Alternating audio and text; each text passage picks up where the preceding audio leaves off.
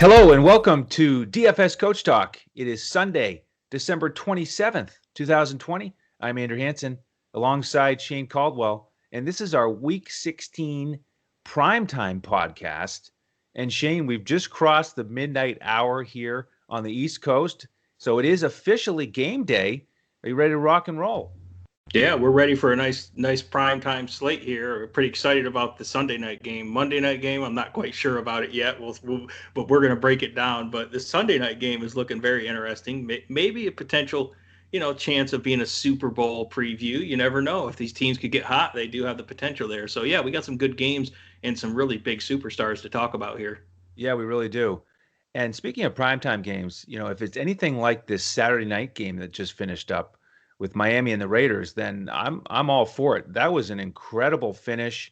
Ryan Fitzpatrick led 3 scoring drives in the last 5 minutes of that game. It was just back and forth with crazy play after crazy play. And then the decision by the Raiders not to take that touchdown, I just didn't agree with that. I like the idea of running the clock down, but you're allowing Miami to come down and win the game with a field goal. You got to get that touchdown and make them, score a touchdown with a minute to go. So, man, the Raiders are going to be kicking themselves. That was Jacobs, right? That was Jacobs. Jacobs, I don't know. He might have an off-season home near Todd Gurley, and he still remembers Todd Gurley scoring the game-losing touchdown against my Lions, and he was a little nervous about that. But if you can't run the clock out completely, then just get the touchdown. You could go for 2 and go up by 7. So yeah, bad decision. Yeah, I like the idea to take the knee on second down, but on third down, you punch it in with a minute to go and make Fitzpatrick score a touchdown. So, in any event, our lineup for our members cash the hybrid there on the 3-game slate. So let's get building towards another winning lineup here with the 2-game slate, and we'll go with the Sunday night game and then Monday night. Break the matchups down. Help you prepare for your showdown lineups as well. But we're going to look primarily at the 2-game pricing. So let's start with game 1, Titans and Packers. And the over-under is 54, much higher than the Monday night game. Packers are 3-point favorites on BetUS.com.pa, our presenting sponsor. And Shane, why don't you give us the weather report here? Because that could be an issue on Sunday night. Yeah, I was taking a look at, we're getting into late December in Green Bay, so it's weather time for Green Bay. They like it, that's why they're going for this home field advantage here. But yeah, it's looking like you're going to have some snow, maybe 2 to 4 inches in the afternoon and evening in Green Bay. You're going to have wind chills probably around 15 to 17 degrees, which is pretty normal this time of year. Pretty cold. And you got a chance of some fog to set in maybe towards the end of the game. And just the thought is if we're trying to get a shootout environment here, if a little bit of fog sets in, is that going to affect some of the passing game, deep passing game, that type of thing? And again, we can't really determine that yet. Maybe we'll try to get a report closer to game time. But I just want to mention that this is obviously like the highest over-under of like all the games this week. And it's looking like a great, 2 juggernaut offenses. But that weather could put a damper on it. We're already expecting a heavy workload from both stud running backs here. It's just that could be even more of a factor here with this fog and, kind of the really cold weather and a little bit windy as well and some snow. So I'm just looking at all those factors. Yeah, absolutely. So, as we build lineups for our members, that's what we'll do. We'll build our lineup with the idea that there won't be a fog issue, but then we'll look and watch the live coverage before the game, look at the beat reporters' information and strategize about whether that will impact the passing game, because a heavy fog, makes it difficult to throw the ball down the field and have Aaron Rodgers, hit Devonte Adams at all on big passes. So we'll adjust if we need to. But let's start with the Tennessee side as we usually do, the visiting team. And, Derrick Henry, 321 yards away from 2,000 with 2 games to go. What do you think? Is it time to feed him here again and expect well over 100 yards and at least 1 touchdown?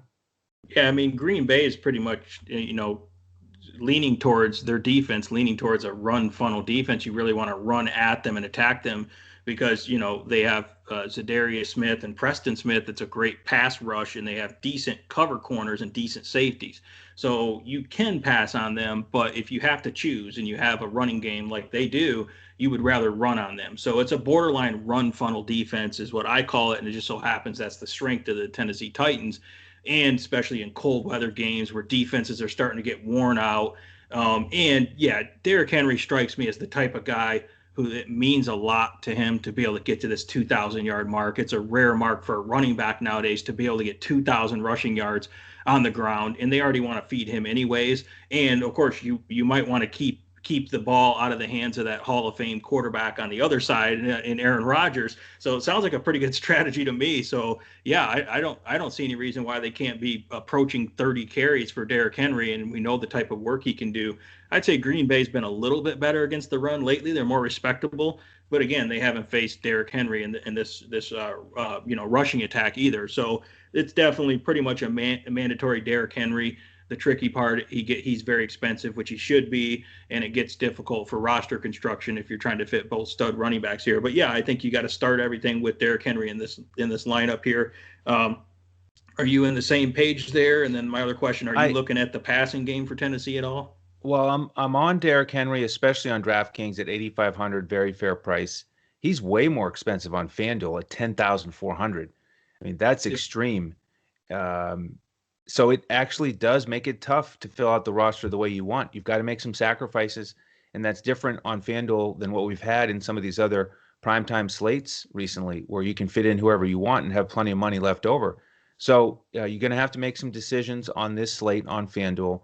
But with my first lineup, he will be in there, and we'll just have to find a way to fill out the lineup. In terms of the passing game for the Titans, maybe a one-off. This isn't really what I want to target, especially if I'm going to invest in Henry.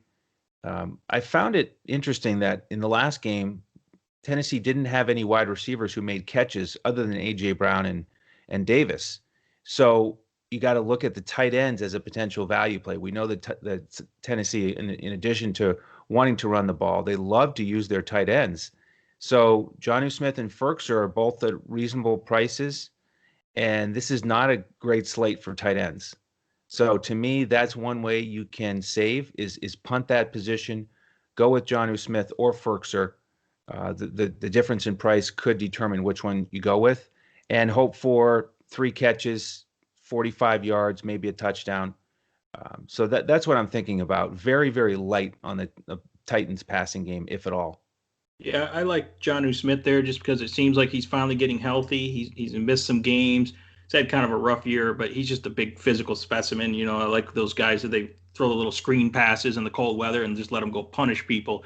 And that's the type of player Jonnu Smith is. I mean, he's kind of like, similar to what Derrick Henry does, get the guy moving in space and let him just go attack. So I could see them doing some of those screens for Jonnu Smith here, just because Henry's not really that dynamic in the passing game mostly. So you can get the tight ends involved.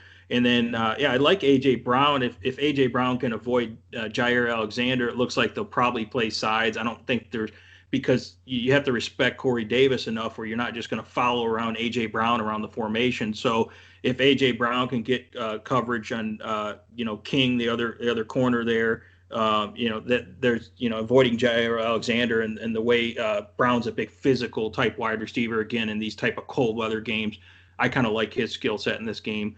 And then there's a scenario where if Green Bay does go up on them, which Green Bay is, favored here by 3.5 points, Tannehill might have to pass a little more too. So Tannehill could get there. He's been running a little bit lately, and he's certainly proficient in the passing game. And you can pass on Green Bay, not a great matchup, but Tannehill could get there if you were looking for a value quarterback. But I know it's really hard to fade some of these other stud quarterbacks on this primetime slate here. So that's what we're looking at for the Tennessee game. But yeah, be curious to see how many carries they're going to give Derrick Henry, and if he can get, he can narrow that down for that 2,000 yard rushing mark here. Yeah, I think he certainly will.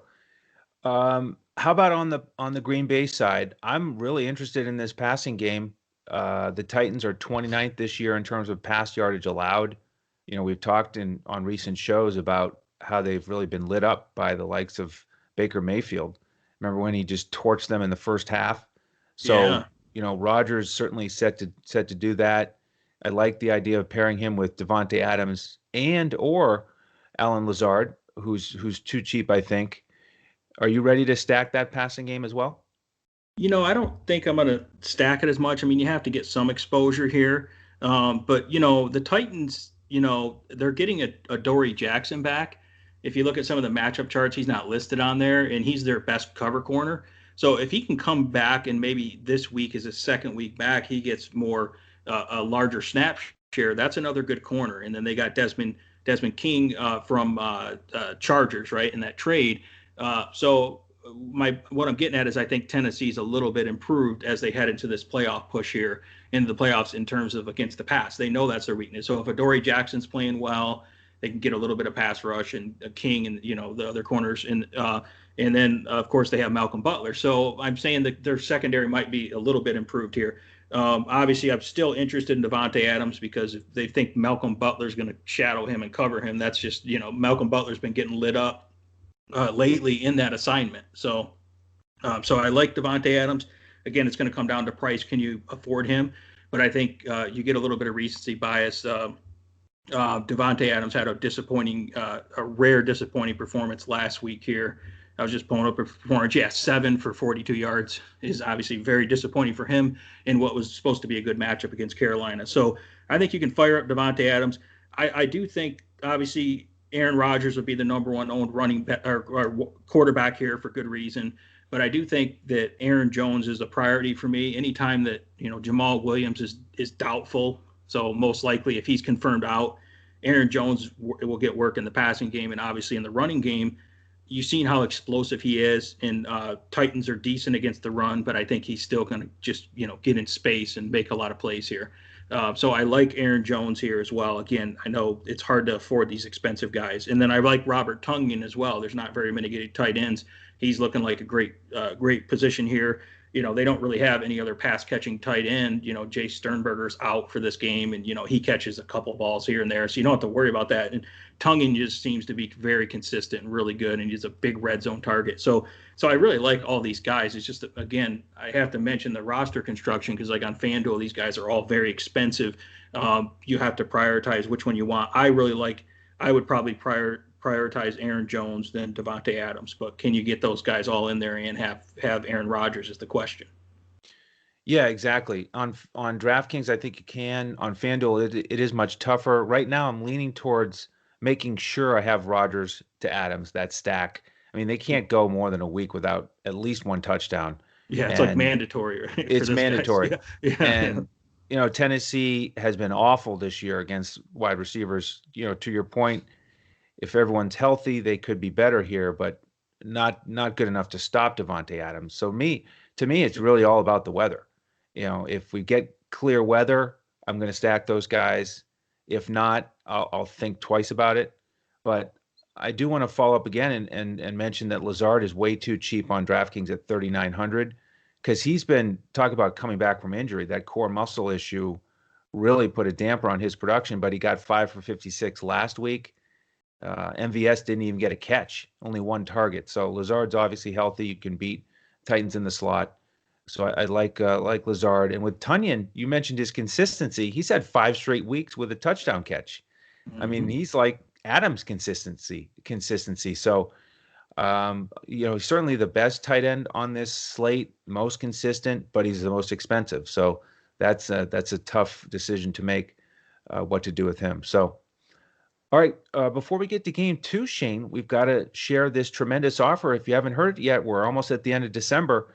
So jump in now and take advantage of this awesome offer from BetUS. Check it out now. Listen up, sports bettors. It's go time, so put down the beer and make every sporting event more exciting by putting stakes on the line. Earn bragging rights over friends as you rake in the cash from each week's betting action, but don't settle for any other book. Choose America's favorite sportsbook with over 25 trusted years in the industry. You need a sportsbook with integrity and longevity, and most importantly, a sportsbook that pays. BetUS has your game with action on football, baseball, and basketball, MMA, golf, horses, and even esports. No other sportsbook welcomes newcomers like BetUS with their jaw-dropping sign-up bonuses. Now we have the best book in the industry teamed up with the best DFS provider in the industry. Make your first deposit of $149 at betus.com.pa with promo code CoachTalk and receive a free membership with DFS Coach Talk with full access to our DFS lineups in NBA, NFL, PGA, and MLB, the best in the biz. Sign up today to make straight bets, future bets, prop bets, entertainment bets, live bets, and more.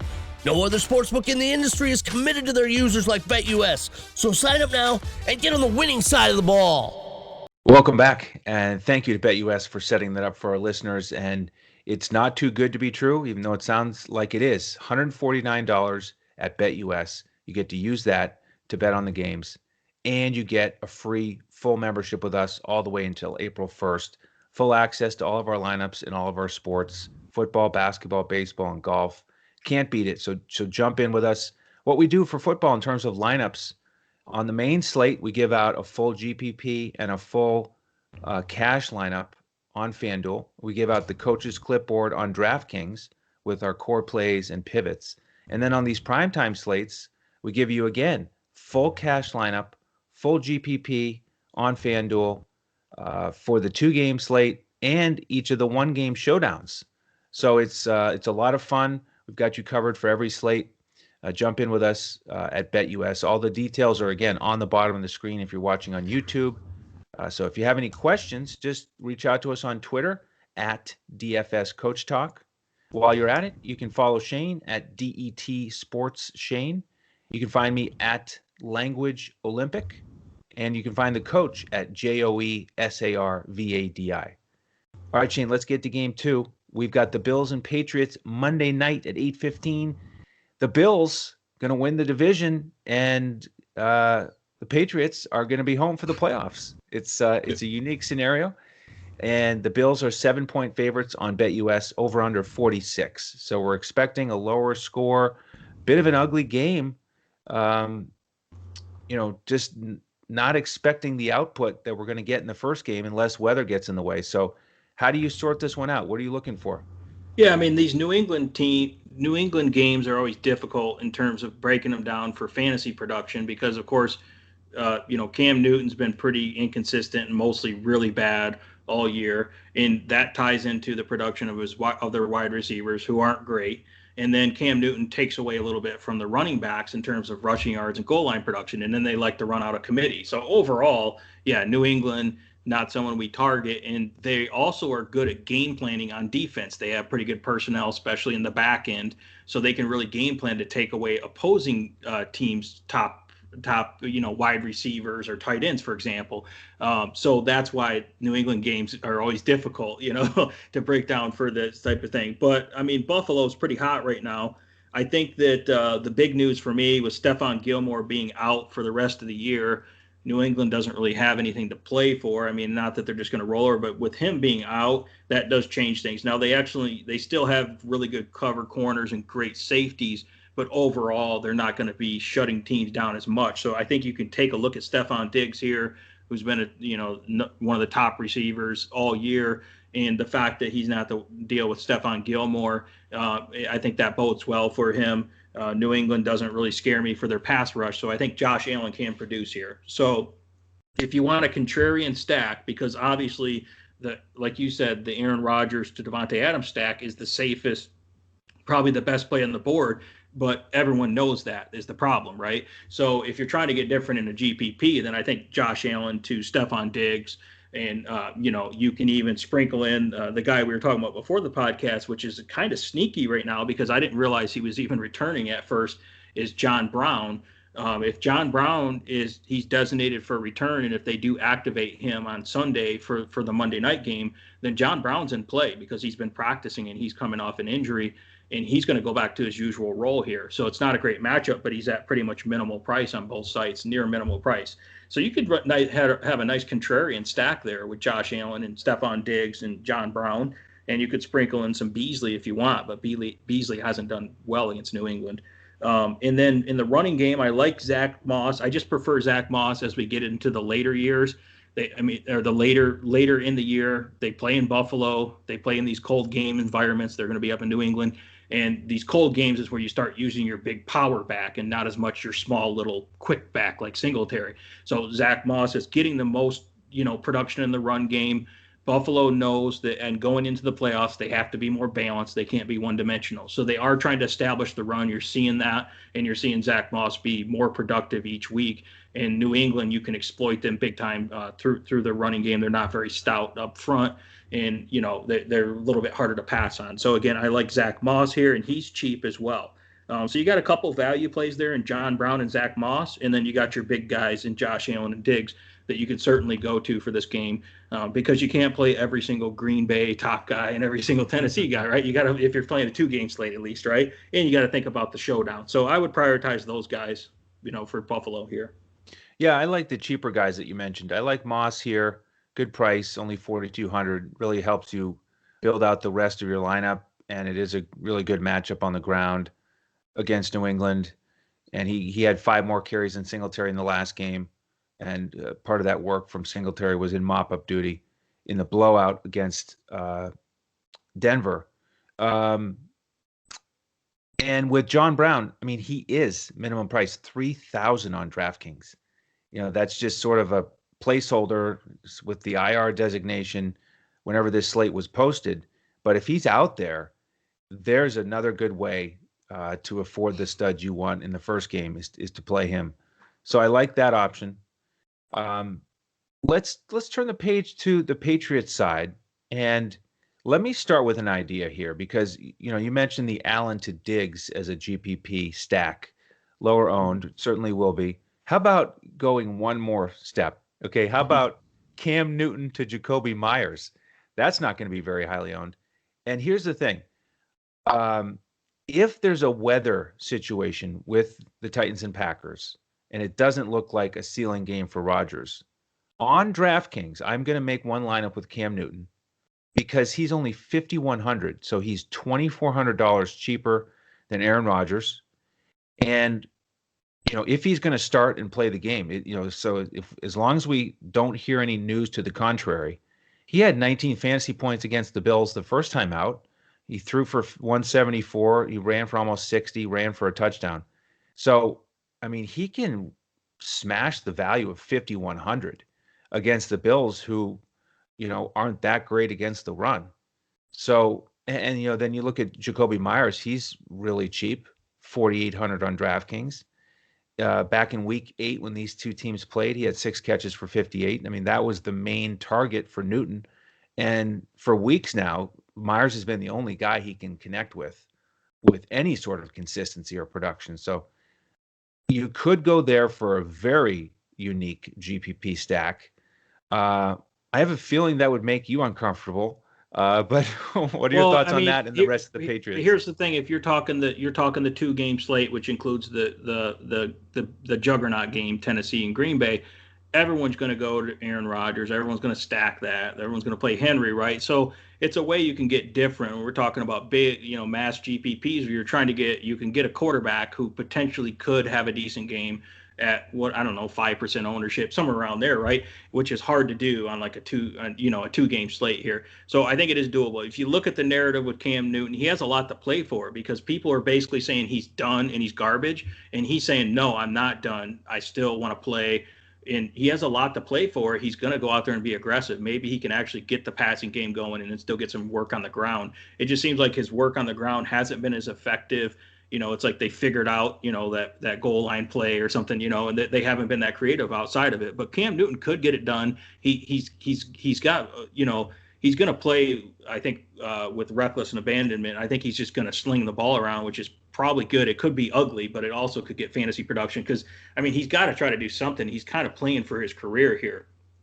So that's the nice thing about him, is that he might have some upside here, and no one's going to really play him because everyone's going to be wanting to get on Aaron Rodgers or Josh Allen, 2 guys that are like, borderline MVP candidates this year, So, yeah, so I think it's good sometimes to look at that, especially if you're playing multiple lineups.